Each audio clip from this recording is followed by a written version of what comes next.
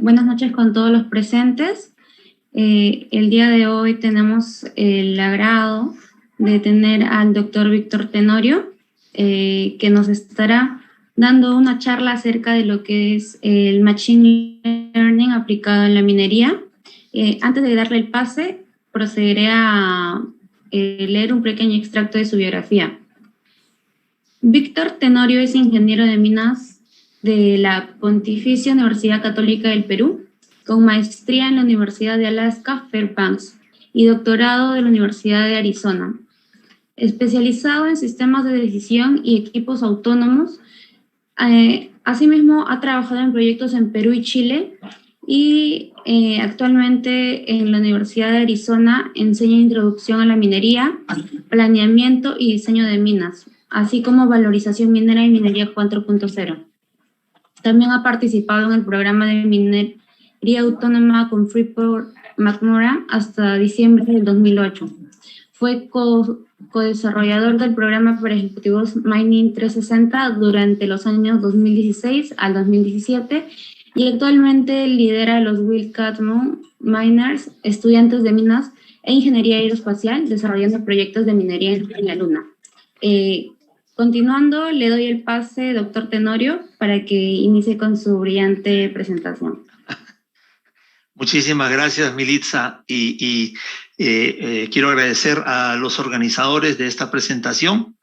Entiendo que es el Student Chapter, el capítulo de estudiantes de la Universidad de Ingeniería, y me siento muy honrado de tener la oportunidad de presentar en esta oportunidad.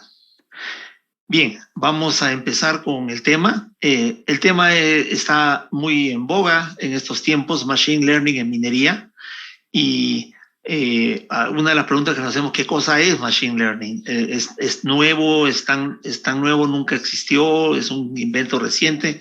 Pero la verdad es que ya tiene varios años de existencia en la forma de lo que se conoce como inteligencia artificial. Es decir, Machine Learning incluye todos los conceptos de inteligencia artificial, pero esta vez aplicados a en este caso a la industria. Y así es como vamos a ver durante la presentación cómo es que se ha ido desarrollando y digamos, evolucionando el tema dentro de lo que conocemos también como minería 4.0. Y quería hacer una pequeña precisión, he puesto que enseño minería 4.0, es verdad, acabo de preparar el primer curso para graduados, para estudiantes graduados, que se ofrecerá a partir del próximo año universitario, que es el año académico, empieza a fines de agosto, para que tengan una idea. Entonces, los que quieran estudiar cursos o hacer una maestría o carreras de estudios graduados, podrán tener acceso digamos, a llevar este curso y que seguramente con el tiempo va a ir fortaleciéndose y evolucionando. Por ahora empezamos con los conceptos de introducción a Machine Learning, pero aquí vamos a hablar un poquito más allá de eso. Muy bien, sí. Sí, quería consultarle si es que aún no ha iniciado a compartir su pantalla. Oh, ya, muchas gracias. Caramba. Y ahora vamos a hacerlo en este momento. Share screen, vamos a ponerlo. Muy bien, me dicen si se ve correctamente. En algún momento voy a pasar un pequeño video, pero ya estamos. Se aprecia correctamente, doctor. Excelente, muchas gracias. Bien, entonces vamos a dar inicio a lo que es Machine Learning en minería, y para ello una pequeña visión del contenido. Vamos a hacer una pequeña introducción y vamos a hablar de algunos términos y definiciones, incluyendo el Internet de las cosas, minería 4.0, y ya nos abocamos luego a Machine Learning, algunos pasos que hay que seguir para su aplicación, ciertos casos de estudio que se conocen como, digamos, fundamentales para poder, digamos, conocer mejor Machine Learning, y algunas cositas. Y voy a hablar al final un poquito del del MIRG, que es digamos, el grupo de inteligencia minera que se desarrolla en la Universidad de Arizona. El curso va a ser dictado en la Universidad de Arizona como parte del curso de graduados. Si llevan una maestría de ingeniería o una maestría en ciencias, van a poder llevar el curso, y también los que quieran llevar una certificación, que son 15 créditos apenas, podrían también tener acceso al mismo curso. Muy bien, contestaremos a las preguntas al final. Esta vez sigamos adelante entonces con la presentación. Bien, entonces, este es un gráfico muy bonito. Lo he mantenido en su idioma original, en inglés, para poder conocerlo. Pero esta pirámide representa el contexto dentro del cual se desarrolla lo que se llama Internet de las Cosas. He empezado con esto porque en realidad es la esencia de lo que es la minería 4.0 y en particular su aplicación en los temas de Machine Learning. Esta pirámide se lee de abajo hacia arriba, sin embargo se aplica de arriba hacia abajo. Vamos a empezar. Empecemos por las cosas, el Internet de las cosas. ¿Qué cosas? Bueno, las cosas son todos los equipos que están preparados para poder visualizar, para poder conectarse a Internet y que puedan proporcionar datos o recibir datos que puedan ser de importancia para su utilización. Entonces, vamos a ver las cosas, una pequeña lista que tenemos acá. Acelerómetros, giroscopios, motores y bombas, sensores de presión, sensores de proximidad, termómetros. Todos estos medidores existen y han existido en los equipos, pero ahora, estando conectados dentro de las máquinas, pueden ser visualizados por Internet. Es decir, tenemos que usar las versiones de estos equipos que puedan ser conectados a Internet o que puedan ser visualizados como una unidad de Internet. Sigo. Ahora vamos a equipos un poco más complejos. Un camión autónomo es una cosa que es lo que vamos a incluir en nuestra lista de equipos. O una perforadora, estas perforadoras que se usan para la voladura regular de producción, también puede ser un equipo, una cosa del Internet de las Cosas. Y otros equipos que no necesariamente son menores, pero tenemos los switches, tenemos el gauge, el medidor de precisión, y tenemos el GPS, que ahora todos los camiones y vehículos lo tienen, y vamos a extender esto a la geolocalización de estos equipos.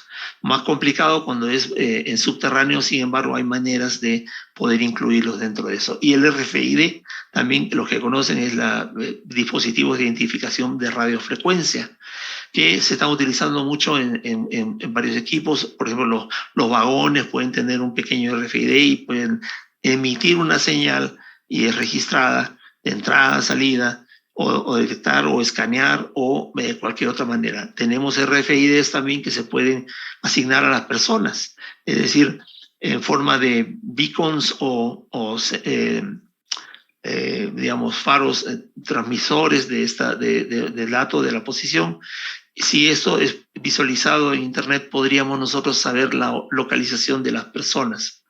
Entonces, algunos mineros dirán, no quiero que me estén vigilando, que si me voy por acá o por allá. No, se hace por cuestión de seguridad.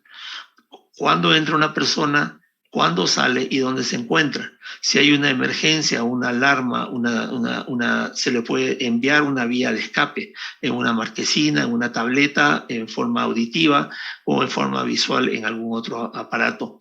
Es decir, es importante tener conocimiento de dónde se encuentran las personas. ¿Okay? Y finalmente, video. Podemos usar video añadido a los elementos de geolocalización, mapas, etcétera, que nos permite visualizar y combinar video con voz, con datos y poder tenerlo todo disponible, digamos, para saber lo que está pasando. Muy bien, entonces ya sabemos qué son las cosas. Lo demás es la infraestructura que necesitamos para poder utilizar esta capacidad. La más importante es aquella en la cual vamos a conectarnos directamente. Entonces, ¿qué utilizamos? Normalmente estamos utilizando Wi-Fi o algunos otros transmisores, o capacidad para tener Wi-Fi en minas subterráneas. Requiere primero una troncal de fibra óptica y luego transmisores o retransmisores y routers que puedan ser colocados en la mina, digamos, en lugares específicos. Tener siempre líneas de mira y en muchos casos utilizar tecnologías o técnicas como las que existía hace años con el leaky feeder, pero ahora de manera digital. Entonces necesitamos los comunicadores y los controladores. Esto incluye las redes, que puede empezar con sistemas móviles, radiosatélite, Ethernet o lo que se llama red inalámbrica, la WAN, WAN, Wireless Area Network, o controladores lógicos programables, que también existían hace un tiempo, o procesadores de señales, es decir, señales, temperaturas, vibraciones, pesos y muchos otros tipos de datos. Es posible que podamos transferirlos o transmitirlos podemos transmitirlos por internet. Entonces, esto nos quiere decir que nuestro internet se va a recargar. Bueno, sí. Entonces, estamos hablando de tener una red robusta que puede estar en las últimas generaciones. Recomendamos la 4 LTE, la 4G y ahora la 5G, que ya está entrando cada vez más y más y está siendo admitida. Básicamente el primer problema es costo, el costo de cambiar o potenciar los equipos que tenemos, transmisión y recepción en banda ancha. Esta banda va a ser mucho más ancha porque va a tener transmisión de datos simultánea y en tiempo real en muchos casos. Así que queremos una red que garantice o que asegure que podamos cumplir con este requisito. Y las plataformas y los procesadores que se utilizan para los datos que están llegando tienen que ser diferentes formas de sistema de recepción de estos datos, qué hacer con los datos, ¿okay? Y esto pueden ser plataformas completas de procesamiento de datos, configuración de dispositivos, analíticas de estos datos, el modelamiento también de riesgo, es decir, usamos ya funciones que van a hacer uso de estos datos, y tenemos lo que se llama lazos de feedback, de retroalimentación para optimización. Después hay que recordar que al hacer esto estamos exponiendo nuestros datos a un internet, a pesar de que está dentro de nuestra compañía y todo. Pueden haber algunos graciosos que quieran entrar y solo por la gracia de entrar a veces o con alguna otra intención quieran tomar los datos y quieran hasta hackear las instalaciones solo por el gusto de hacerlo en algunos casos.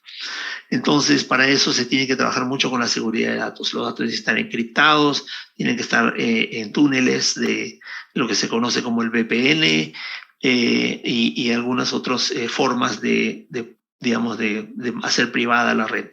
Y finalmente, sistemas más robustos que existen ya hace un tiempo para las industrias, sobre todo las de manufactura y de procesos continuos, el SCADA, ¿okay? Que es básicamente el control de los sistemas de supervisión y adquisición de datos. Esa es la sigla de SCADA, Systems Control and Data Acquisition, y estas pueden ser, están en algunos equipos. Bueno, no vamos a hablar mucho de marcas, pero es bueno saber que el SCADA nació con los equipos ABB, Brown Boveri, que se han convertido pues en un referente para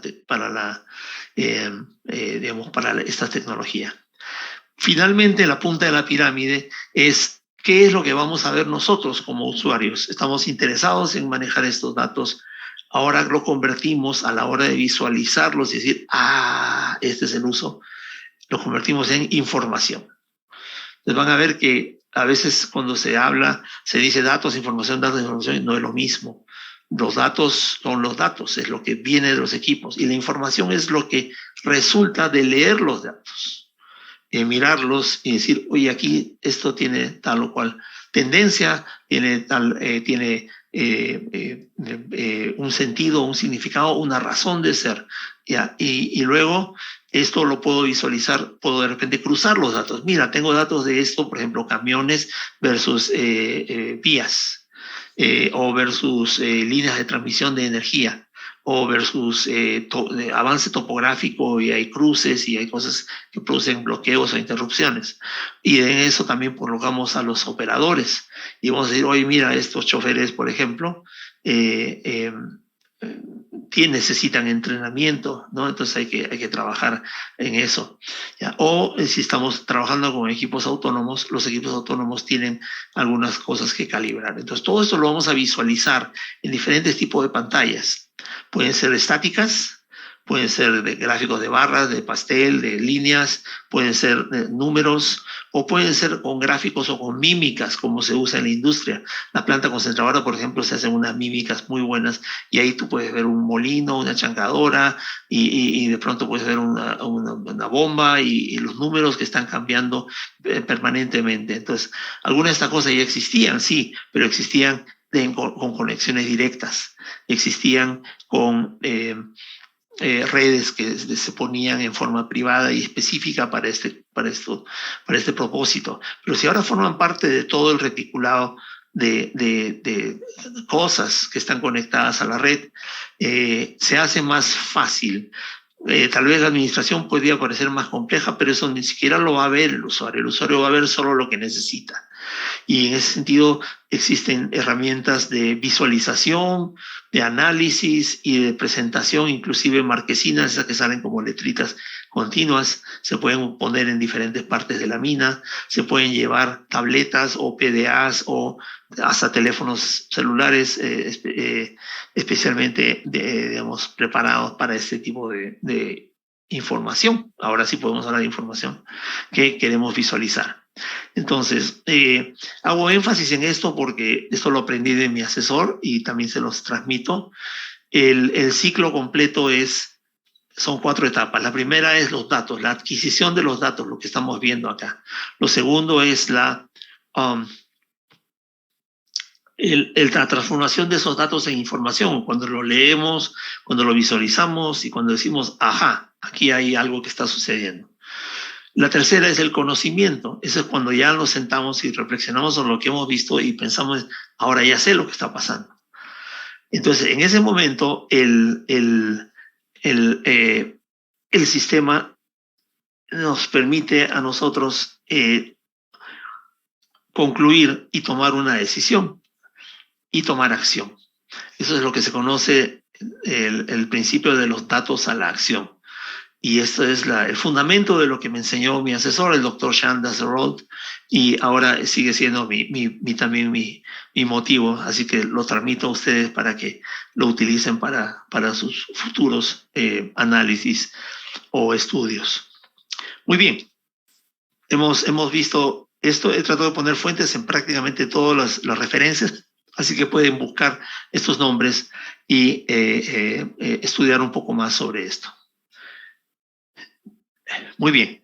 Lo siguiente es un resumen en español de lo que hace el Internet de las Cosas de manera más sencilla, pero igual sumamente importante. Tenemos una mina acá y tenemos la utilización del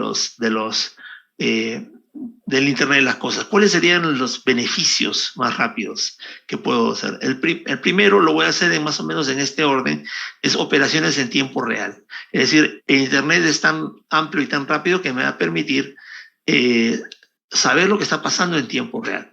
¿Dónde están mis personas? ¿Dónde están mis equipos? ¿Cuántas toneladas estoy produciendo? Y todas las cosas que quiero saber. Se paró un equipo, ¿dónde está? Hay que mandar la reparación, etc. Entonces, alrededor de la conectividad que tiene que ser mejorada y fluida, tenemos primero la capacidad de tener operaciones en tiempo real. Segundo, el rastreo de vehículos, es decir, lo que estamos diciendo, geolocalizarlos y poder llegar y poder corregir algún problema que hay una parada, que es muy importante. No hay peor sorpresa que cuando acaba la guardia y dice, ingeniero, ¿cuánto han producido? Bueno, en vez de producir 2.000 toneladas, hemos producido solo 500. ¿Pero cómo? ¿Qué pasó?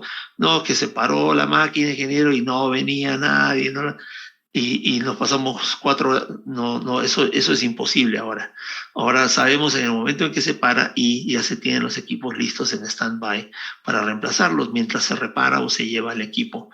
Y entonces ya no hay la posibilidad de no saber, de esperar, de no contestar, y de, no, entonces esas cosas ya van desapareciendo. Y finalmente algo importante, ¿qué hacemos para evitar que estos problemas ocurran? Se hace lo que se conoce como mantenimiento predictivo. Que mantenimiento predictivo es tomarte estas experiencias, este conocimiento de lo que ha sucedido en un escenario en particular y tenerlo registrado. Y los sistemas inteligentes, y ahí empieza a trabajar la inteligencia del Machine Learning, es mirar este histórico y decir, oye, ¿te acuerdas cuando este equipo se calentaba en la pieza tal por un exceso de presión en hidráulica y no sé qué, y se malogró a las 200 horas?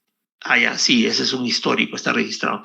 Bueno, este equipo está empezando a tener ese mismo síntoma. Entonces, sabiendo lo que va a pasar, y nosotros sabemos cuándo se va a romper o se va a malograr ese equipo. Ese pistón, por el diseño que tiene o las condiciones de operación, se va a romper dentro de 120 horas. Entonces, antes de las 120 horas, yo ya tengo el pistón de repuesto, yo ya tengo el equipo en stand-by, yo ya tengo a los de mantenimiento preparados y hago el cambio cuando toca hacerlo o antes de que se malogre para poder tenerlo. Entonces, programo con anticipación el mantenimiento para ese equipo para que le reemplacen la pieza defectuosa. Y con esto hacemos mucha ganamos muchísimo tiempo y se vuelve muy importante. Muy bien, sigamos adelante. Como hemos visto y hemos hablado en los slides anteriores, el secreto es el 5G o es la posibilidad de utilizar una banda ancha nueva para hacer nuestro trabajo. Posiblemente podríamos hacerlo con 4 LTE también, ¿no? En todo caso, LTE es una expresión que es Long Term Technologies o Large Technology.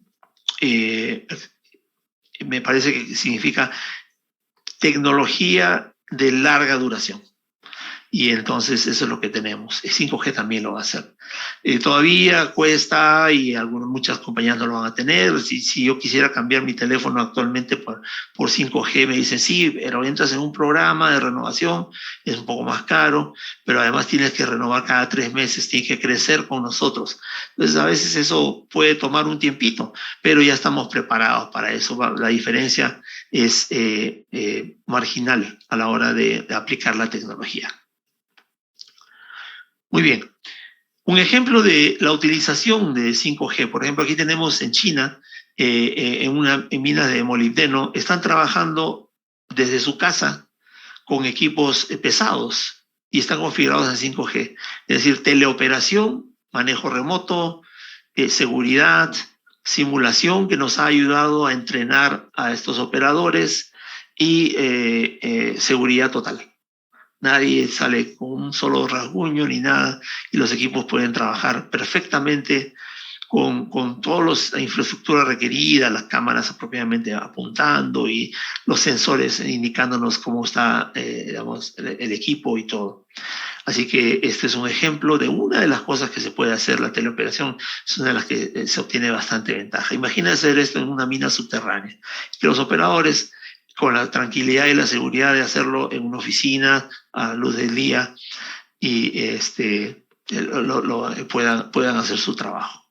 Entonces, esto ha servido mucho, sobre todo en la época de la pandemia, para desarrollarse este tipo de tecnologías. Entonces, ya vamos a ver que la teleoperación es un gran avance, los equipos autónomos también. Y hay que hablar de los equipos autónomos porque nos permiten llegar a lugares donde antes no se llegaban, lugares distantes, lugares difíciles, lugares donde no van a ir las personas. Tenemos un ejemplo como es el caso de la mina Resolution, que está aquí, está en Arizona, y es una mina de cobre que va a trabajar con el panel caving, que es una variante de block caving. El depósito está a 7.000 pies de profundidad, que son más o menos 4.000 metros. Bueno, a los 1.000 ya el calor es insoportable porque hay una gradiente térmica impresionante. Y a los 7.000, o bueno, a los 4.000 metros, 3.000, 4.000 metros, el agua hierve. Entonces se abre una roca y sale agua y el agua sale hirviendo. Entonces para una persona es prácticamente imposible trabajar ahí. Los envían con periodos de 2 horas o menos, con sensores para ver si aguantan el calor, acondicionando el aire, se vuelve muy costoso. Pero pueden haber maneras de ajustar esto y de hacer que puedan, digamos, a trabajar y producir sin exposición a las personas y con los equipos adecuados, incluyendo la tecnología autónoma. Muy bien, entremos un poquito ya en específico a Machine Learning. ¿Y Machine Learning qué cosa es? Bueno, es la aplicación específica de la inteligencia artificial. Pero hay que acordarse que qué cosa es la inteligencia artificial. Es la capacidad de las soluciones informáticas, que es combinación de software y hardware y equipos y los equipos existentes, para resolver ciertos problemas de manera que pueda continuar en los procesos digamos, de los productivos sin interrupciones y con la mejor posibilidad de no dejar de lado ninguna alternativa. Tenemos aquí tres grandes grupos. Lo voy a resumir porque hay bastante que leer aquí, pero lo voy a hacer de manera simple. Básicamente, Machine Learning es una forma de aprender. ¿Quién aprende? La aplicación, el sistema aprende de datos pasados, de información histórica, de resultados preexistentes que nos permiten a nosotros, digamos, tomar decisiones. Y a veces no las tomamos nosotros, la toma el mismo sistema basado en su conocimiento. Entonces, lo que juega aquí, el elemento, el componente más importante aquí es el conocimiento. Y ese conocimiento se adquiere de varias maneras. La primera manera es no supervisado, es decir, la máquina va y trabaja, regresa y hasta no la vemos, ¿no? Y hace bien su trabajo. Hay ciertos equipos que están fijos y que se mueven así y pueden trabajar todo el día y no necesitan una persona, pero luego nosotros vamos y estudiamos esos datos. Ese se llama aprendizaje no supervisado.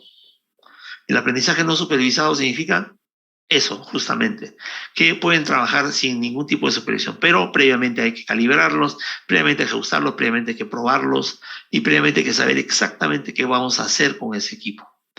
La segunda manera es el aprendizaje supervisado, es decir, nosotros estamos allí, nosotros vemos lo que está funcionando, cómo está funcionando un proceso o un sistema, recolectamos los datos, lo estudiamos y luego hacemos los ajustes. ¿Okay? Uno de las cosas con la que trabajamos aquí es con lo que se llama la clasificación de estos datos. Algunos datos podrían tener ruido, podrían tener errores, podrían faltar, podrían no repetirse exactamente como se repitieron antes. Todos estos son outliers, se sacan, se borran y se tienen los datos bien limpios. Luego se hace, por ejemplo, la regresión, es una de las mejores maneras. Hay la regresión simple, que es, hay una línea. Nuestros datos están así y nosotros ponemos una línea. Entonces, a ver si encaja. Si no encaja, ponemos una curva. Cuadrática primero, cúbica después. Si no, ponemos una curva exponencial y vemos si los datos se acomodan o siguen ese patrón. O alguna otra función neperiana, logarítmica o de repente alguna función gaussiana. Puede ser una curva, una suma de recto más curvo, etc. O en el extremo de los casos se utiliza lo que se llama la regresión no lineal. Es decir, que yo voy ajustando por tramos las nubes de datos que se van acomodando a la curva o a la suma de funciones que representan el comportamiento de este sistema, el comportamiento óptimo, el comportamiento esperado o simplemente el comportamiento histórico. En cualquiera de los casos nosotros podemos ajustarnos de manera más inteligente. Esto es lo que se conocía antes como las redes neuronales o los vectores de soporte. Son formas de ajustar de manera no lineal una nube de datos a una función y de esa manera poder seguirla o predecir lo que va a pasar gracias a eso. Esas son las más interesantes. Pero lo que ha aparecido después, que es lo que le da una madurez a la inteligencia artificial en general, es lo que se conoce como el aprendizaje de refuerzo. Es decir, ahora el aprendizaje de refuerzo significa ya, aprendí aquí, entendí acá, supervisado acá, no supervisado allá, pero ahora yo voy a fortalecer esto y hasta voy a resolver algunos problemas de forma individual o autónoma. Y ahí es donde, por ejemplo, podemos tomar decisiones en tiempo real. Y ya no las tomamos nosotros, lo va a tomar el sistema, pero de una manera que no interrumpa o no se anteponga a la decisión humana. Y esto ayuda mucho a que ciertas cosas fluyan de una buena manera. De lo que detectan y ya sabemos que estos son errores y estos son defectos de nuestro proceso de producción, se corrigen inmediatamente. Los que no se guardan hasta la próxima. Entonces, tenemos la navegación de robots. ¿Cuántas cosas todavía tenemos que aprender sobre los robots? Los robots que podrían ser una puerta, que es una compuerta que se abre y se cierra para ventilación. Cuando hay calor, cuando hay frío, cuando hay personas o cuando hay personas más máquinas, cuando hay gases o cuando hay mayor demanda por incremento de personas y equipos. Entonces, algunas cosas ya las sabemos, algunas cosas ya las sabe el sistema y va a poder tomar sus acciones, que puede ser abre una compuerta, cierra una compuerta, abre un ducto, cierra un ducto, se cerró un ducto de improviso. ¿Qué hacemos? El sistema ya puede haber aprendido qué hacer y toma ciertas acciones. Todas ellas tienen que ser en todo momento reportadas y controladas, porque puede ser que hace una cosa automática y compromete la vida de las personas y no queremos eso.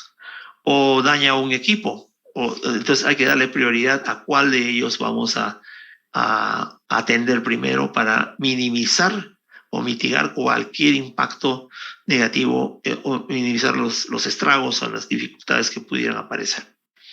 Entonces, este mapa nos ayuda a entender cómo los sistemas se utilizan. Como vemos aquí, algunos en la izquierda tenemos que, al final podemos tener sistemas de recomendación, es decir, estas son las sugerencias y una lista de sugerencias que podemos hacer. Podemos validar los datos, comprimirlos a veces cuando se pueda hacer. Podemos descubrir estructuras y a veces así como se han descubierto pues comportamientos organizados que podrían estar produciendo algún tipo de impacto en un nivel más adelante. Entonces podemos hacer ingeniería reversa y regresar y poder entender qué es lo que está ocasionando esto, ¿no? Y así tenemos algunos otros que pueden o no ser aplicados para la minería, pero que están todos dentro de lo que es el aprendizaje y la lógica. Entonces es casi una especie de especialidad nueva. ¿Cómo le enseño a los equipos autónomos cómo comportarse en las condiciones de operación? En Resolution, vuelvo a repetir, allí todo el carguío va a ser hecho con equipos LHD Scoop Trams autónomos, porque no voy a llevar a mi amigo a trabajar a un nivel tan profundo y tan caliente que simplemente no pueda operar o se pueda enfermar o lo que sea. Entonces, en vez de eso, yo le enseño a estos equipos a lidiar con todas las condiciones de trabajo. Como un ejemplo, una de los equipos que fueron a Marte, me parece que fueron Spirit y Opportunity. Hubieron varios más, ¿no? Curiosity y otros. Pero entre ellos, llevaron dos a diferentes partes para poder trabajar. Pero uno de ellos se atascó, una rueda se atascó en una roca de una manera que no podía salir. y simplemente vino una tormenta de arena, le tapó los paneles solares y se fue toda la energía y se dañó el equipo, no pudo más recuperar, no tuvo la suficiente capacidad para regenerar su energía, se quedó plantado. Entonces, los nuevos equipos que vinieron más adelante, no me acuerdo el nombre ahorita, los rovers nuevos que fueron, se desatascan solos. Es decir, lograron enseñarles cómo desatascarse cuando se le atracan con una roca en un arenal y ya se salvó ese problema. Entonces, es un ejemplo nada más de algunas de las cosas que se pueden hacer con ciertos sistemas expertos y con el aprendizaje del lenguaje máquina. Muy bien, sigamos adelante. Aquí es una lista, no la voy a leer toda, pero ya pueden leer ustedes la parte principal. ¿En qué se puede aplicar el Machine Learning en minería? Bueno, en todo lo que es sanitario, COVID y todo lo que hemos sufrido, está pues bien, es un tópico caliente. Entonces, pues, detectar enfermedades, predecir la aparición de enfermedades, actividad postural, distancia social, comportamiento de las personas, temperaturas, señales cerebrales, etcétera, ¿no? Cosas así. De repente, bueno, cosas de retail tal vez se puedan aplicar. Sí se puede aplicar, sobre todo en la logística. Cuando yo quiero piezas para reparar o para hacer mantenimiento, todo. Pues toda esta trajín de los equipos se puede, de las piezas se puede registrar y se puede entender un comportamiento, ¿no? La logística también en general, la logística de los equipos, predicción de demandas por temporadas o el avance, si está relacionado al avance de la producción o alguna otra cosa. Y otras cosas un poco más estratégicas, todo lo que es el comportamiento financiero.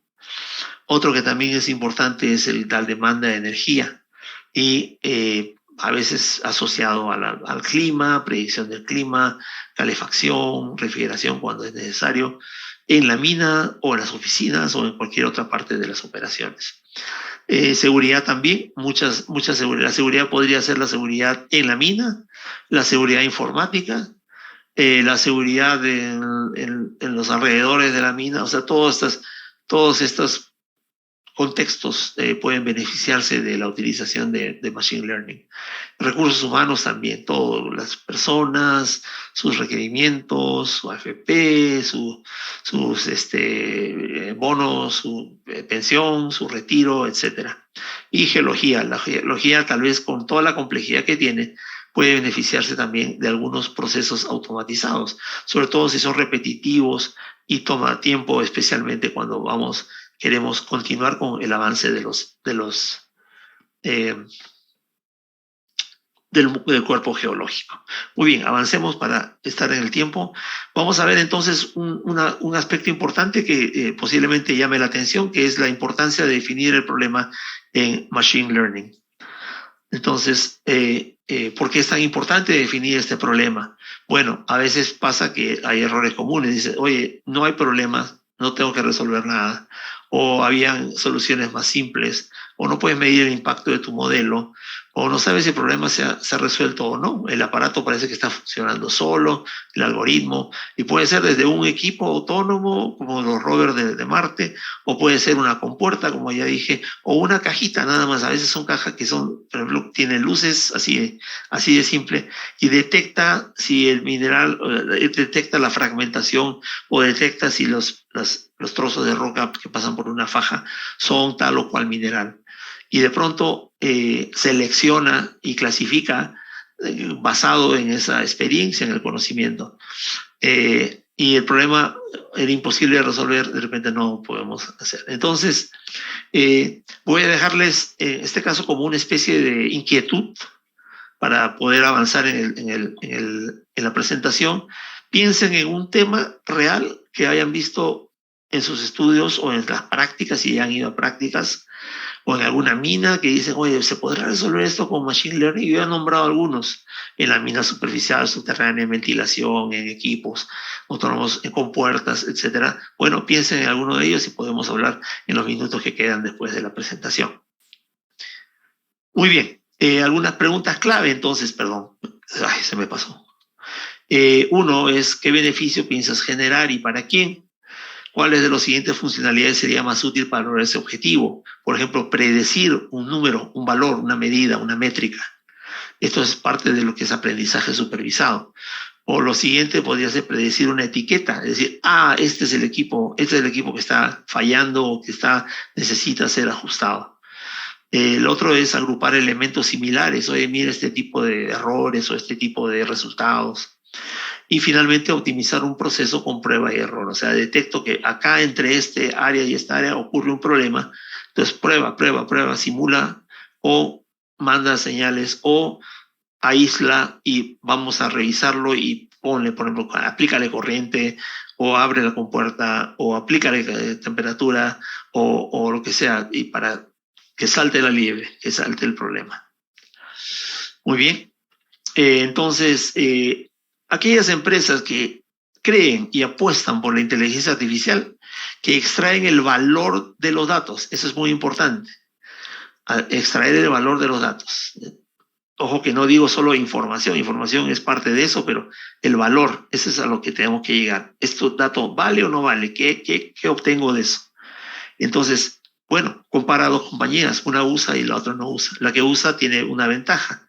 ¿Qué puede hacer? Puede mejorar la eficiencia, la productividad y reducir sus costos.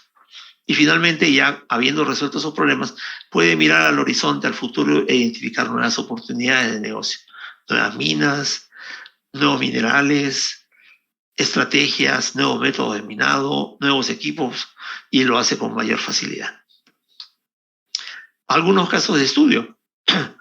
Vamos a ver, aquí tenemos un ejemplo de algunas cosas, ¿ya?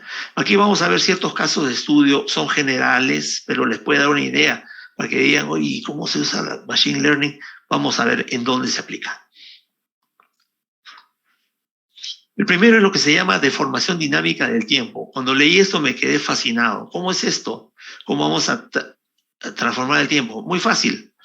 Hay cosas que suceden cada día, cada semana, cada mes. Y otras suceden en diferentes periodos de tiempo. Entonces, al final, ¿cómo comparo dos que que ocurren en diferentes periodos de tiempo? O que ocurren ocasionalmente, o que ocurren por temporadas. Ya, vamos a ver que podemos sincronizarlos, aunque no parezca que podamos hacerlo. Vamos a ver, acá hay algunas aplicaciones. La primera es lo que se llama reconocimiento de voz, y esto es muy interesante.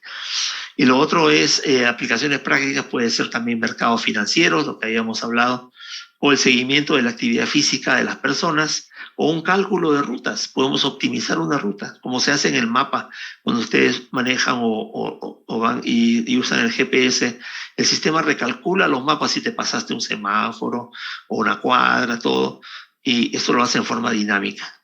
Muy bien, vamos a hacerlo ahora, vamos a presentarlo acá. Entonces, la primera forma es lo que se conoce como el matching euclidiano, es decir, minuto 1, minuto 2, minuto 3, todo con líneas paralelas, y esto es como se presenta el evento de las series. Entonces, ¿pero qué sucede? La roja terminó antes y me quedé tirando cintura con la azul. Pero yo quiero que los patrones encajen. Entonces, ¿qué pasó acá? Bueno, ocurrió que este es más de morón y por lo tanto, el azul es más de morón y no terminó, mientras que este terminó. En el mismo periodo de tiempo hubo demoras, bajadas de velocidad, bajadas de eficiencia, etcétera. Pero son los periodos de tiempo en los cuales yo quiero. Ocurrió esto. Esto puede ser, por ejemplo, un circuito de flotación y este otro. Y los dos han debido terminar al mismo tiempo. ¿Qué pasó? Hay que redistribuirlos esto en el mismo marco de tiempo. Entonces lo que hago es, los extremos ir amplío o deformo el tiempo, de manera que lo que ocurrió en el minuto 1, 2, 3, 4, 5, 50, también va a ocurrir acá. Hay un pedacito que no, pero no importa. 1, 2, 3, 4, 5, y como que estiro y acomodo esto. Esto me permite detectar ciertas anomalías y ciertas cosas que no se podían detectar si yo sigo linealmente esto. Entonces, esto es un bonito ejemplo de qué se puede hacer para entender este problema. Entonces, hay otro que es para ventas, Tal vez no se aplique exactamente a la minería, pero me gustó ponerlo porque básicamente dice, vamos a suponer que vendemos equipos o productos de 3D printing, ¿ya? Y lo comparo con la venta del año pasado, de la venta de drones. Entonces, antes la gente consumía los drones y cómo le va con el 3D printing. Entonces, se tiene que analizar por temporadas y las ventas van con, digamos, con la demanda. Entonces, acá el objetivo va a ser detectar un producto cuya demanda por semana excede la capacidad de producción. Entonces, podemos nosotros convertir esto en un ejemplo minero. Por ejemplo, tenemos que llevar costales de concentrado en camiones en tales fechas, pero los camiones no están suficientes o se bloqueó, se interrumpió digamos, el flujo de camiones o lo que sea, y nosotros lo que queremos es medir la eficiencia de nuestra producción. La planta sigue trabajando a la misma hora, al mismo día, todo. Y la mina sigue dando el material, a veces más, a veces menos, a veces hace stockpile y todo. Entonces, ¿cómo vamos a poder analizar tres marcos de tiempo diferentes? Entonces, lo que hago es los ajusto dentro de lo que me interesa y veo cómo se estiran y se acomodan y ver si el sistema sigue siendo eficiente. Entonces, eso se hace cuando, como dice acá, cuando el suministro y la demanda no sincronizan. Perfecto uso de esto. Muy bien. Otro tema muy interesante es la procesación de lo que se llama el proceso de datos geoespaciales a escala. Y acá se ven varias aplicaciones, tal vez pocas son para minería, pero muchas son de problemas geoespaciales, de GIS, de ocurrencias de ciertas cosas.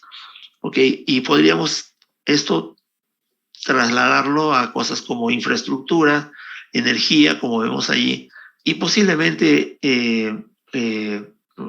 la ocurrencia de eventos geológicos. Entonces, estas son algunas de las posibles utilizaciones. Lo importante es que se puede trabajar en algunas de ellas en tiempo real y otras se amontonan y se procesan lo que se conoce como batch, que es bastante ya conocido. Cuando los datos geoespeciales son muchos, o sea, en una extensión, por ejemplo, hacer un análisis geológico, geoquímico, otro tipo de intemperismo, agua, mineral, contaminantes, etcétera, se crea lo que se conoce como las lagunas de datos. Este es un nuevo concepto, el data lake, que se utiliza cómo entramos y cómo visualizamos, se hace por capas. El secreto está en hacerlo por capas y cada capa se pone y se superpone de acuerdo a los requerimientos de nuestro análisis. Pero tiene algunas desventajas. Hay un alto costo de datos, el volumen, de repente mi sistema es lento y no lo permite hacer. Y acá tenemos un mensaje. Ya, muy bien. Ok, entonces voy a ajustar el tiempo porque también parece que estamos dentro del marco de tiempo. Tengo que deformar mi tiempo para poder hacer esto. Y bueno, podría ser también que tenemos una arquitectura tecnológica limitada. Todavía no hemos evolucionado, no hemos comprado nuevas tecnologías, software, análisis de datos, extractor de datos, etcétera. Y a veces nos quedamos en las pruebas piloto nada más y hay que avanzar un poco más. Muy bien.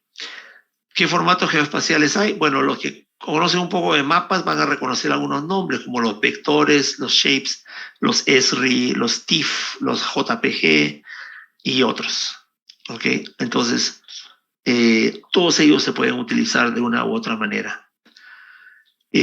Aquí, por ejemplo, tenemos un mapa y dentro del mapa la ocurrencia de ciertas cosas. Esto lo usan para taxis, pero podría ser también la ocurrencia de un afloramiento minero, geológico, y podríamos también geolocalizarlo de esta manera.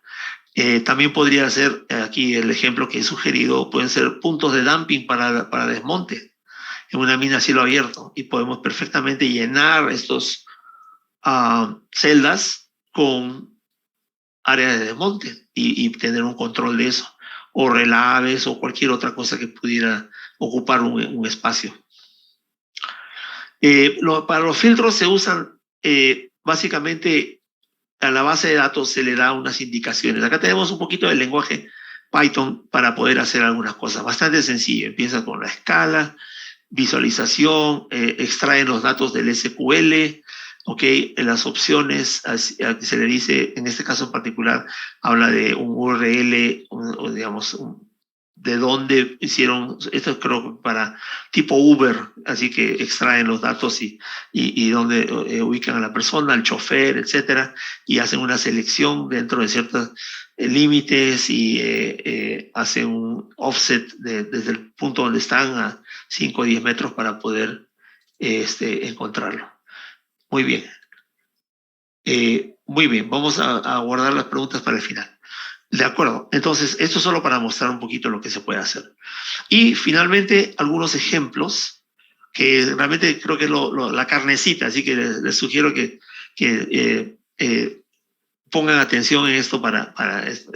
Esto es, por ejemplo, un modelo de Machine Learning y esto es aplicado en exploraciones mineras. He tomado muchos ejemplos de Chile porque hay bastante interés y pueden ser interesantes y motivadores para ustedes. Por ejemplo, los tipos de datos que se pueden analizar son de perforación, geoquímica avanzada, datos geofísicos, geología avanzada, sensores, imágenes visuales RGB de televisión o de video, etcétera, datos hiperespectrales y topografía.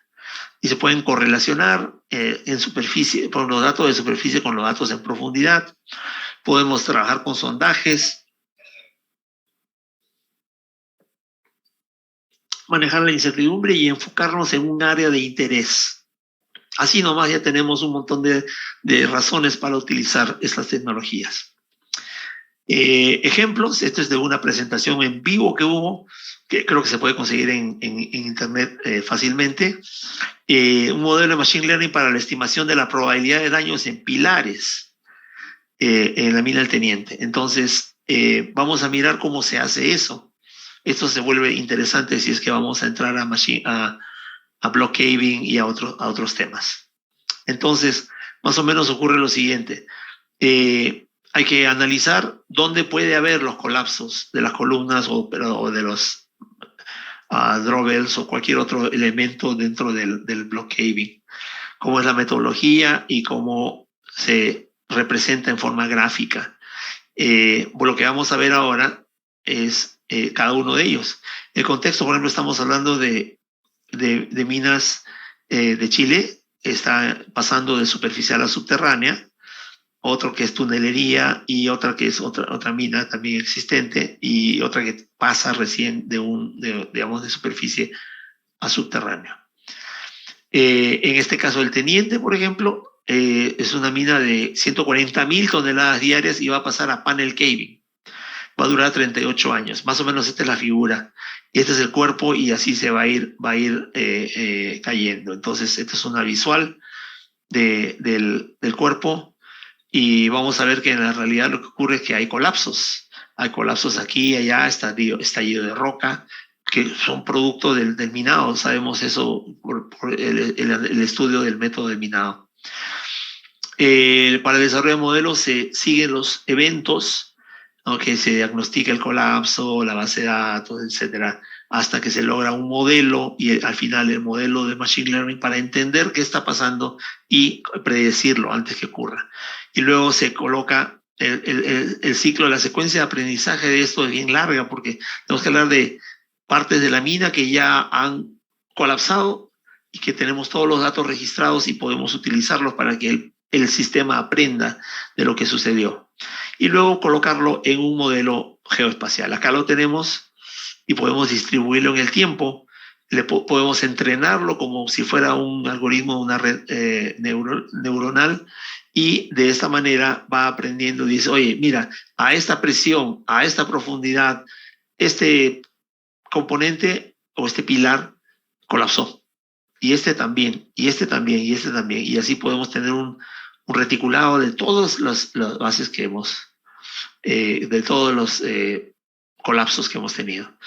Y ahora viene el pronóstico. Ahora el programa va a aprender y va a decir, mira, en esta zona está ocurriendo tales presiones y tales cosas. Esto va a colapsar dentro de tantos días, tantos meses, tantas semanas. Ya, porque las condiciones se están dando igualito que ocurrió en la anterior. Entonces es una manera de aprendizaje. Y esto se puede proyectar a otros modelos. Por ejemplo, acá se utiliza un modelo de algo que todavía no ha sido no ha sido diseñado y ya encontraron 382 pilares, de los cuales algunos son vulnerables. Y ahí está el código de colores y todo. Y se puede ir adelantando o simulando, digamos, las diferentes... acá tenemos 830 pilares con registros históricos de colapso. O sea, sabemos exactamente en qué momento ahí está en la clasificación, vulnerables, medianamente vulnerables, no vulnerables y muy vulnerables.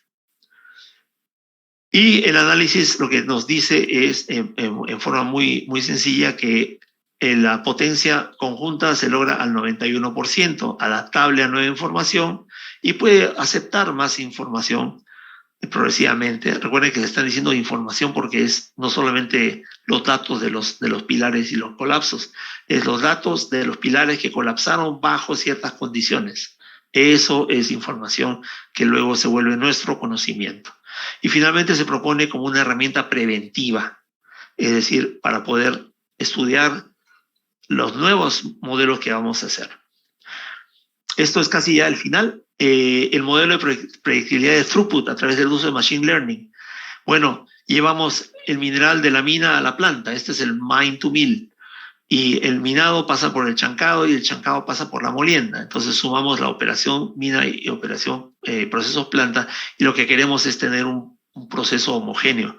La planta es nuestro cliente si somos mineros y tenemos que alimentarla con la calidad que espera. Si no, le da indigestión y la planta para y no queremos que pare la planta.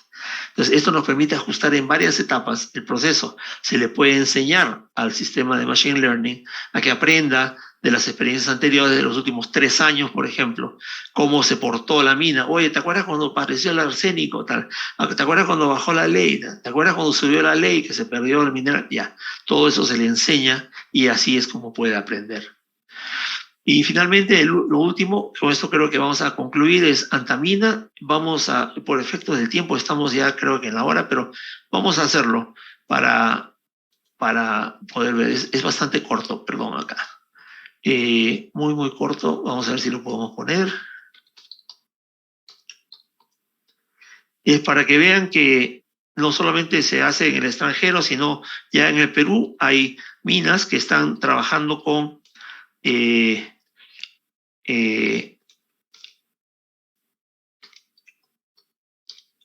las soluciones de Machine Learning. A ver si la podemos poner acá. Ajá. Creo que no está disponible. Han cambiado, lo han actualizado, pero busquen por favor Machine Learning en Antamina y van a poder visualizar lo que están haciendo ahora. Lo han anunciado como cosa pública. ¿De acuerdo? Bueno, termino y concluyo haciendo un pequeño publicherry de nuestro departamento, nuestro laboratorio que se llama el Grupo de Inteligencia Minera. En realidad es una resultante del trabajo de investigación doctoral que hice, pero quedó de infraestructura. Varias pantallas interconectadas, 2 servidores, 2 computadoras que están conectadas. Una de ellas estuvo conectada a servidores corporativos fuera de la universidad, pero ahora por restricciones está dentro de la universidad. Pero ahora tenemos la nube, tenemos los servicios Amazon y otros que nos va a permitir hacer más cosas. Así que vamos a poder trabajar con diferentes medios. Esta plataforma está disponible para simulación de pala camión y la visual, tenemos visuales satélite y algunas otras cosas que tenemos para hacer. Y el futuro de la minería, como lo visualiza la Universidad de Arizona, incluye los 3 grandes temas de minería a profundidad en el subterráneo, la minería submarina, en la cual también queremos entrar, y finalmente la minería espacial, dentro de la cual estoy tratando de poder avanzar poco a poco y para eso empezamos con el primer paso, que es un curso el próximo año. Y algunos otros sistemas de supervisión, de los cuales muchos de ellos los he comentado durante esta presentación, así que van a seguir viendo esto más adelante. Estas son algunas de las referencias que he puesto, más las que están en ciertos gráficos, y bueno, muchas gracias por su atención. Si tienen alguna pregunta, creo que hay una o 2 en el buzón. Voy a responderlas dependiendo del tiempo. Sí. Buenas noches. Primero Hola, felicitarle Luis. buenas noches. Primero felicitarle por su ponencia y yo voy a dictarle las preguntas. Muy bien, excelente. Así, Claro. así manejamos el control. Muy bien, adelante. Sí, la primera pregunta es de Ever Terraza, que preguntó en dónde va a dictar el curso de Minería 4.0. Bueno, el curso se va a dictar en la Universidad de Arizona como un curso graduado. Va a empezar en agosto, a fines de agosto de este año. Va a ser el primero de su clase y los que van a llevar maestrías y ya están postulando, algunos no tengo la precisión, pero van a poder llevar el curso como un electivo. Los que quieran llevar una certificación, que es algo menos ambicioso, son 15 créditos, también podrían incorporarlo allí. Y ahí no necesitan viajar ni nada, lo pueden hacer en línea. Entonces podrían registrarse para el curso, para los cursos, ¿no? Y tener una, una, una certificación, les da un documento sellado por la Universidad de Arizona y les permite especializarse en un tema. Generalmente lo hacen las empresas que quieren fortalecer un conocimiento para sus trabajadores, pero para los estudiantes lo que sugiero es que primero tengan 2 o 3 años de experiencia y luego consideren estudiar ya de frente una maestría. Y si quieren, digamos, facilidades o becas o cosas, es mejor pensar en una maestría en ciencias, en la cual tienen que hacer una tesis. Son 38 créditos, 2 años de estudio continuo, pero se puede hacer el primer año en línea, así que hasta que hagan un poco de caja, podrían llevar los primeros cursos en línea y luego recién viajar para el segundo año para hacer la tesis.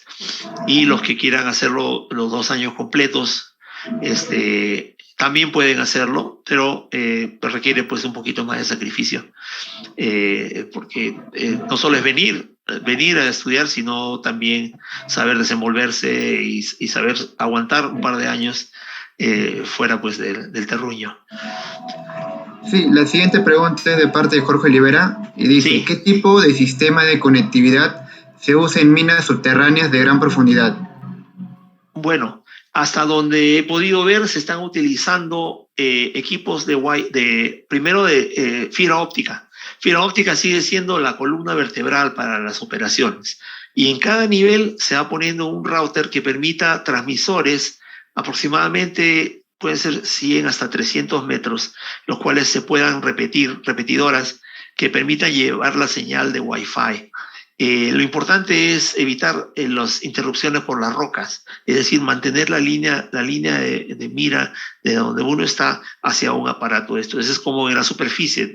Tu teléfono tiene que estar mirando o saber que está cerca una célula para poder utilizarlo. De lo contrario, no va a haber señal.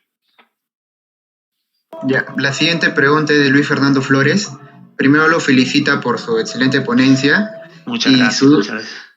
y su duda es acerca del tratamiento de datos con respecto a los outliers. ¿Existe alguna restricción con respecto a los valores que no deben ser incluidos en la data final? Y mi consulta es, con respecto a los valores faltantes en la data, según su Sí. experiencia, ¿qué técnica ha podido notar es más usada para trabajar con los valores faltantes en la data? Muy bien, muy bonita pregunta. Bueno, los outliers son los datos que salen, son los datos erráticos. Eso se da generalmente por el conocimiento del resto de los datos y saber que algunos valores sí podrían salirse de lo esperado.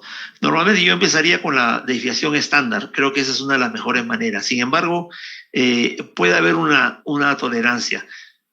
Para mí, más de 30% o hasta entre 30 y 50% es un dato que llama la atención. Si es menos de 30 o 25%, todavía lo podría aceptar. Pero más allá de eso, y algunos se duplican o se multiplican por 10 porque el punto decimal se corrió, digamos, y se nota. Tú vas a notar que el dato salta como la liebre. Entonces, esos no se consideran. Y para lo otro, se utiliza algún tipo de interpolación o compresión de datos. Es como lo que se usa para las imágenes. Si yo tengo un punto blanco acá y otro punto blanco acá, y sé que todo lo que va a haber acá, esta zona es blanca, bueno, solamente tomo un punto, lo multiplico por 50 y ya tengo los siguientes 50 puntos repetidos, rellenados con esto. Ya, esta regla se puede seguir en algunos aspectos, en ciertos datos como de geología y todo, pero creo que lo que siempre hay que regresar es a verificar esto con, por ejemplo, el inverso de la distancia. Ese es uno de los primeros. Y lo segundo, un poquito más avanzado, si estamos hablando de geología, es usando los variogramas y el Kriging para ver el comportamiento y la variación en una dirección que podría ser repetitivo y podría ayudarte a hacer los ajustes lineales o con alguna curva en esa dirección. La siguiente pregunta es de parte de Jean-Pierre Alonso. Buenas noches, doctor. Felicitarlo por la ponencia.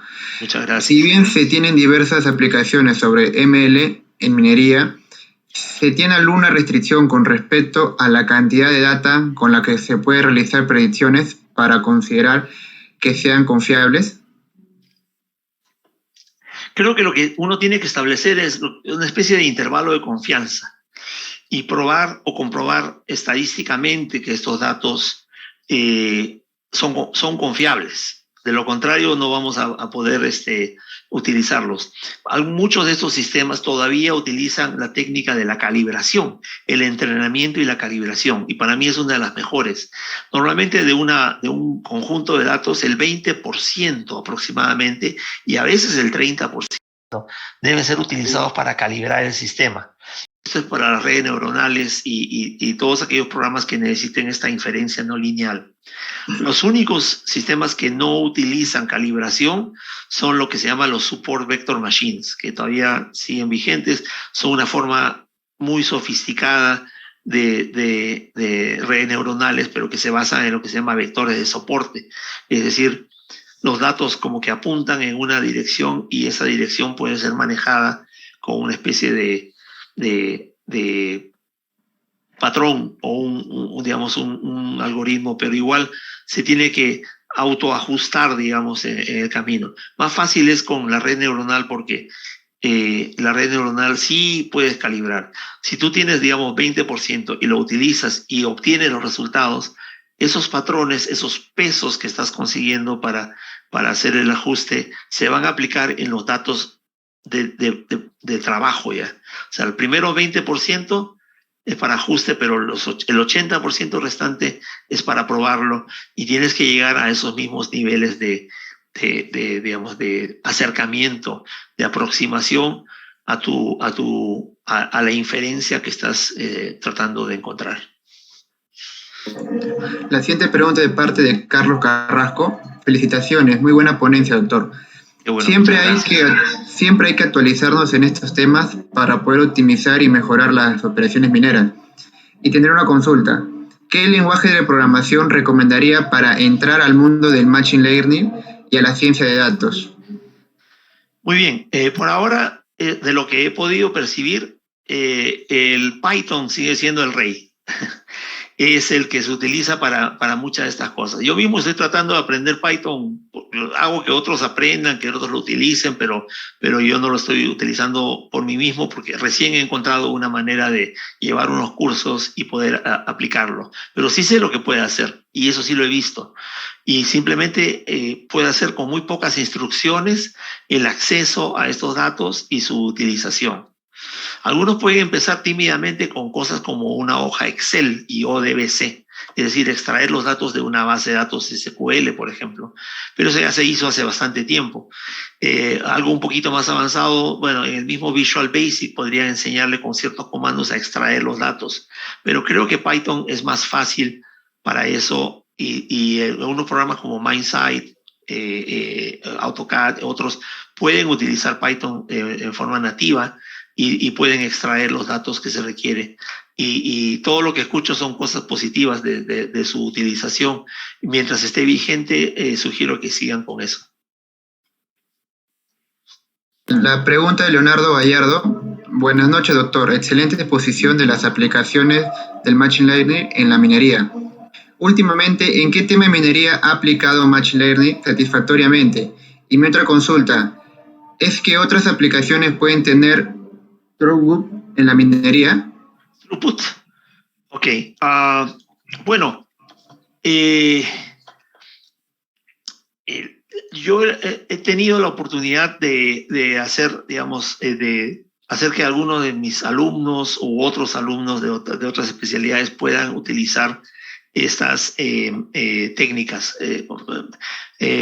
Python es bueno para poder, y tengo ahorita un estudiante que está trabajando en Hexagon, en Tucson, Arizona, que ya no es alumno, ya acabó, y que lo que él logra es hacer extracción selectiva de los datos de un modelo geológico que luego pueda replicarse y repetirse y poder tomar una decisión si va a formar parte del subconjunto de la base de datos, con lo cual va a ser una estimación. Y basado en esa estimación, aplicarle lo que se llama incertidumbre, un grado o un nivel de incertidumbre.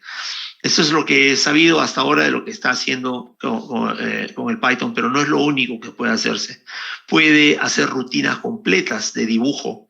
Por ejemplo, si cierto patrón se repite, por ejemplo, un block caving, ¿no? Tienes el drawbell, la campana y los conectores que son los draw points.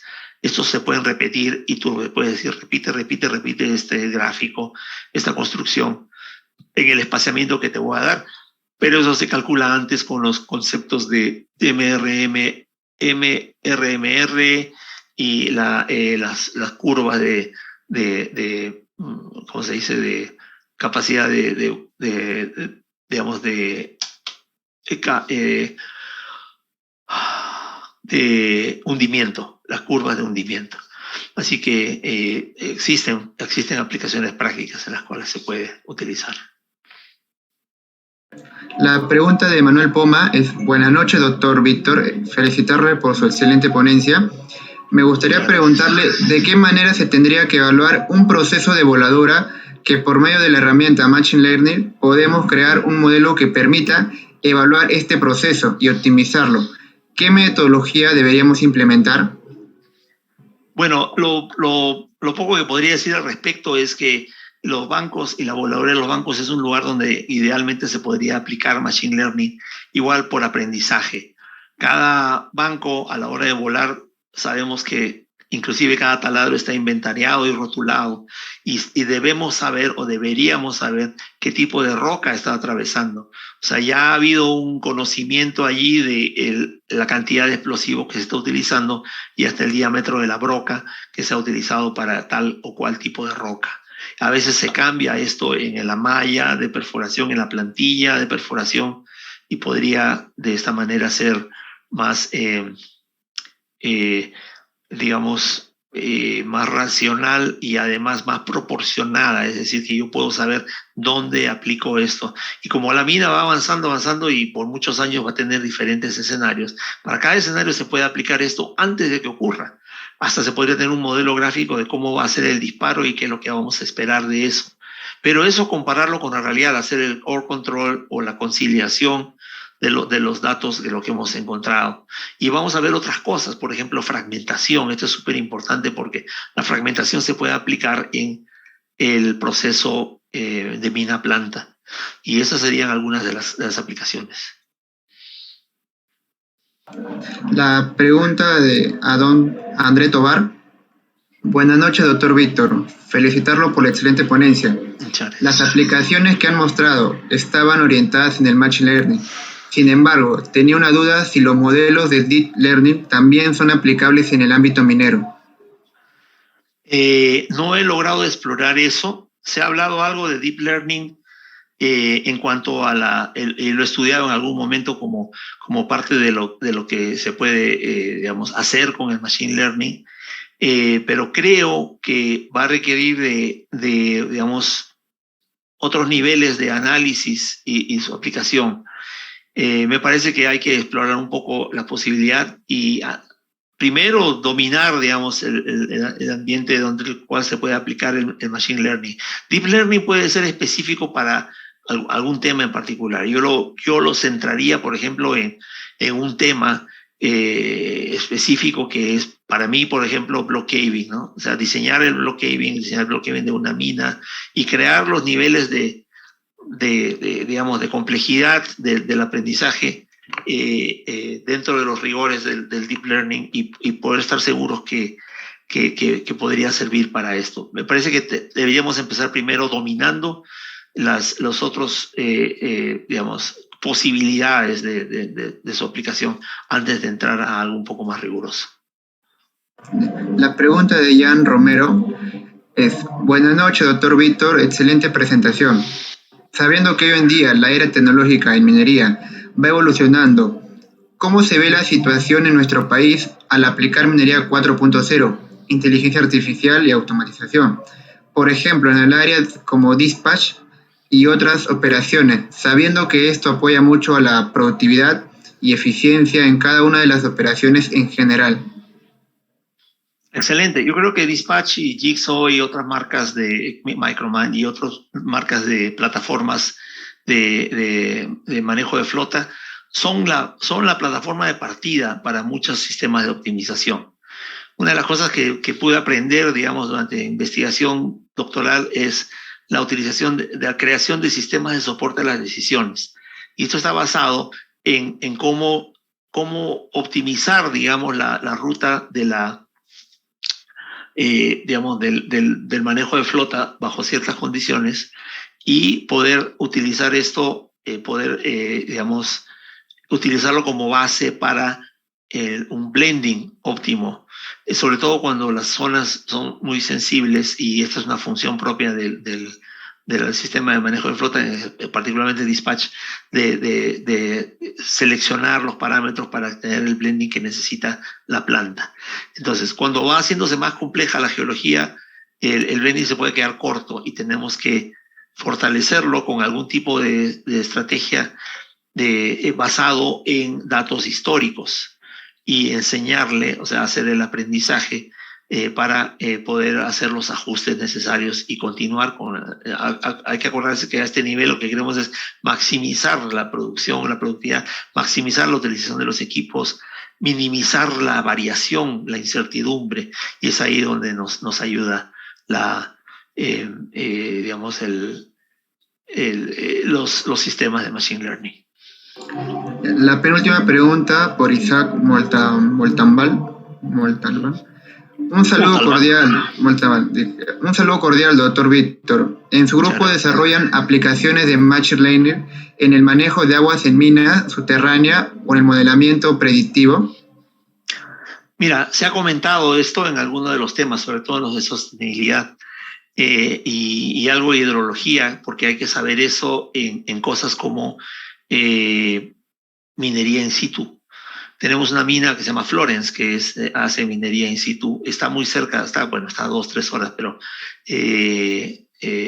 inyectan las soluciones lixiviantes y bombean la solución impregnada y hacen el proceso de SXCW fuera de la mina.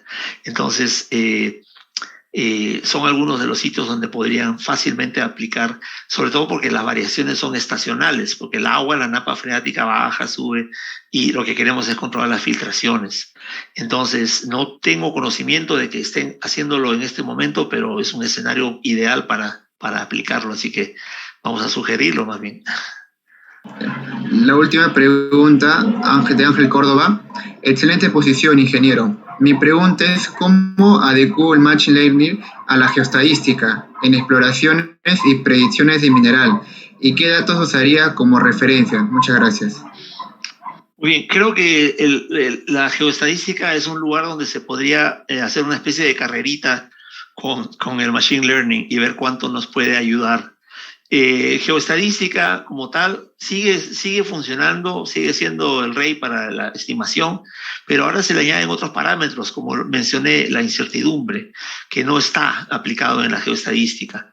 Y al final, el problema con la geoestadística es que tenemos que regresar y verificar estos datos, y podría ser que estemos más o menos cerca, dependiendo de la complejidad de la mineralogía.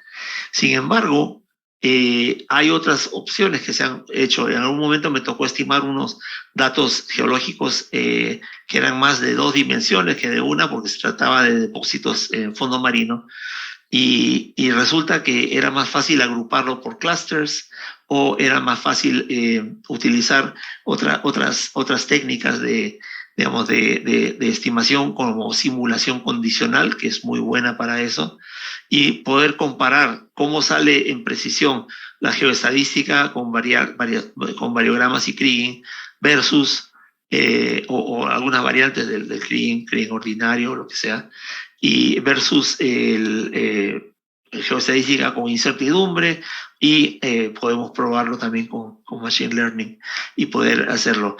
Lo que yo haría es utilizar los resultados de las corridas con diferentes pesos en geoestadística y compararlo con las estimaciones o aproximaciones que pudiera hacer. Se han hecho algunos experimentos y también con simulación condicional, ver los datos, cómo salió, y también poder hacer la aproximación.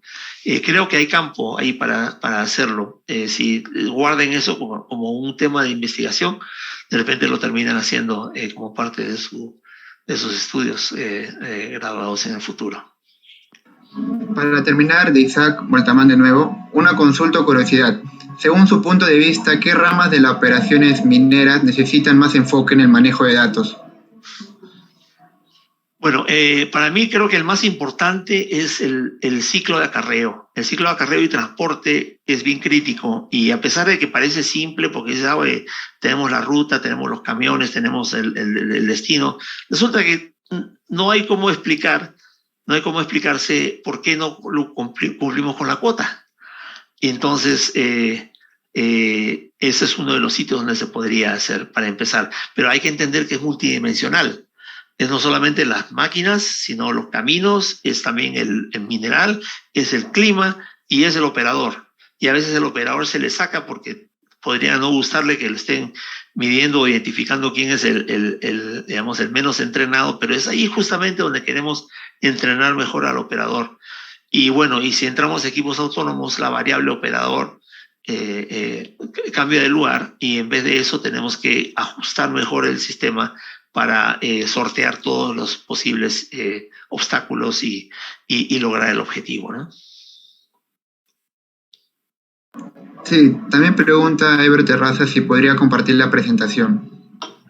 Sí, ya Militza la debe tener, me avisa si no llegó algo, úsenla con toda libertad, y si quieren reutilizarla en otras cosas, hagan las citas correspondientes. La he preparado especialmente para ustedes, basado en las experiencias anteriores y acumuladas, y ahí están las referencias, así que también pueden ir a las referencias originales. Isaac pregunta, ¿existe alguna beca para estudiar una maestría o doctorado en la universidad donde usted enseña para hacer investigación? Bueno, han mejorado un poquito las condiciones del mercado, y es posible tener becas. Bueno, becas no, la palabra es assistantship. O sea, en realidad te contratan para trabajar a medio tiempo para la universidad. Eres un jefe de prácticas o un asistente de investigación, y te pueden facilitar hasta la totalidad del costo de los créditos, es decir, no pagas por la pensión.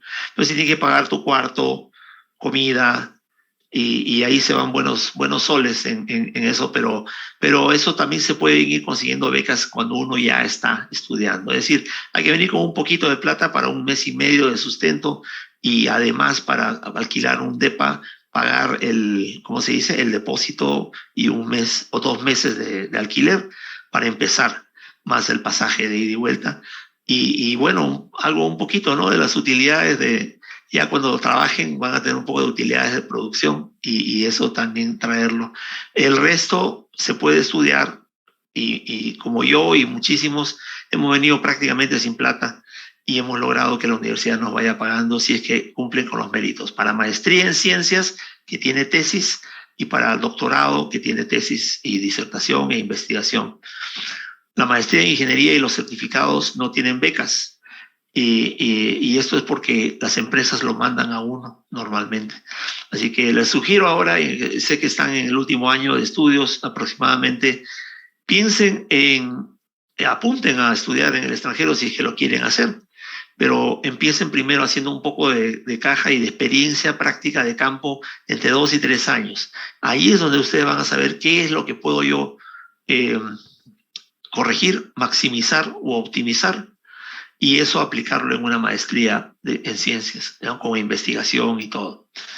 Si la empresa donde trabajen le dice, oye, te vamos a mandar a estudiar a los Estados Unidos, entonces pueden hacer una maestría en ingeniería que no tiene tesis, y son solo 30 créditos, pero sale con un diploma que dice maestría, así que también puede servir muy bien. ¿Ya? Entonces son dos experiencias diferentes. Los que hacen maestría en ciencias son 38 créditos y 2 años de estudio, mientras que maestría en ingeniería es un solo año. Pueden de repente optar a un doctorado más adelante. Hay pocos doctores, pero de repente es su camino y su llamado, considérenlo, y puede ser no en la misma universidad, sino en otra, y así diversifican su experiencia educativa. Considérenlo bastante si quieren postular. Hay páginas para la Universidad de Arizona que pueden entrar para lo que es estudios graduados, y sobre todo saber bastante inglés y pasar los exámenes de razonamiento, que es el GRE. Pero sí, llegado el momento, cuando ustedes ya consideren eso, porque es un trabajo de varios años. La próxima vez que hablemos de esto puede ser mañana mismo, pero si no, dentro de 2 años o 3 años, bueno, encantado de darles la orientación o de mandarlos con las personas que se encargan de esto también. Esas serían todas las preguntas. Y mi compañera Excelente. Melissa. Muchas gracias. Sí, adelante, Perfecto, Melissa. ingeniero Tenorio. Doctor Tenorio, muchas gracias por la presentación del día de hoy. Antes de culminar,